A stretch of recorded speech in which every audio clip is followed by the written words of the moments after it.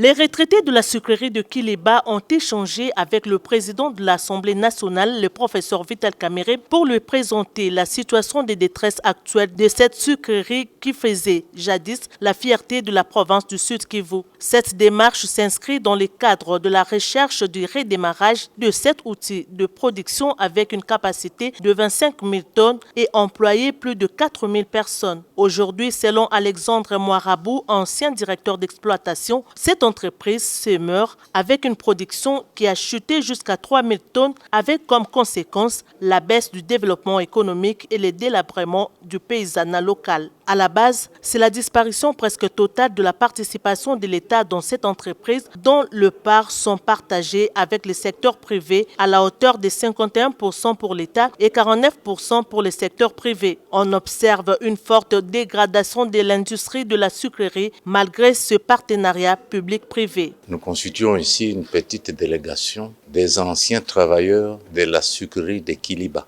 qui, pour le moment, a changé de dénomination. Elle est devenue la sucrerie du Kivu. Nous sommes venus plaider la cause de la sucrerie de Kiliba pour qu'elle relance ses activités afin de booster l'économie, la sécurité, le social dans toute la plaine de la Ruzizi, comme cela l'était il y a quelques années. Cette sucrerie était appelée dans le temps la Gécamine du Kivu. Nous souhaitons qu'elle redevienne cette Gécamine du Kivu que nous avons connue et cela est possible. Nous sommes convaincus qu'avec l'appui de l'honorable président de l'Assemblée nationale, qui est un natif de là, cela ne posera aucun problème. Il nous a même dit qu'il a pris en main ce dossier et qu'il va s'investir corps et âme. Vous le connaissez, le président de l'Assemblée nationale. Quand il promet quelque chose, il le fait. Les retraités de la sucrerie de Kiliba sollicitent l'implication du président de l'Assemblée nationale pour amener le gouvernement à intervenir pour sauver cette entreprise jadis appelée la Gécamine du Sud-Kivu. Ils ont par ailleurs rappelé que depuis leur mise en retraite, leur pension n'a été payée qu'à 30%. Avec cette situation chaotique que connaît cette sucrerie, ils ne savent plus à qui s'adresser, a précisé Alexandre Moirabou parlant au nom de la délégation. Très réceptif et concerné par cette douleur qu'il partage avec les fils et filles du Sud-Kivu, le président de l'Assemblée nationale, le professeur Vital Kamerhe, a pris l'engagement de faire tout ce qui est de son pouvoir pour amener tous les intervenants nécessaires à réfléchir sur les voies et moyens de sauver la sucrerie de Kiliba.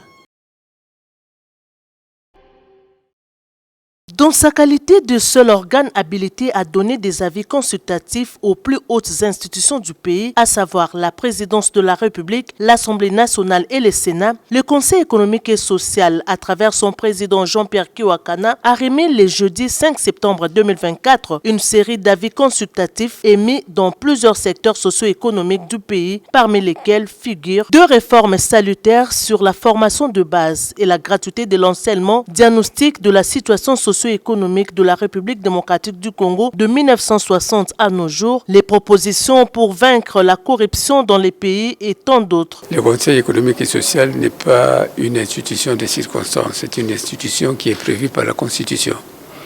Et à ce titre, il était de notre devoir de venir rendre visite au président de l'Assemblée pour qu'ensemble nous puissions voir comment nous pouvons créer un cadre de concertation, de collaboration, de manière à trouver ensemble les meilleures solutions qui soient pour le bien-être de tous les Congolais.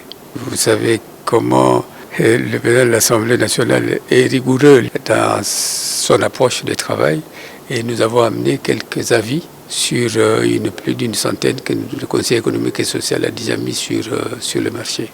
Le président de l'Assemblée nationale, le professeur Vital Kamerhe, a salué le travail abattu par le Conseil économique et social sous le leadership de son président Jean-Pierre Kiwakana. Il lui a rassuré une bonne collaboration entre cette structure et la Chambre basse du Parlement durant tout son mandat.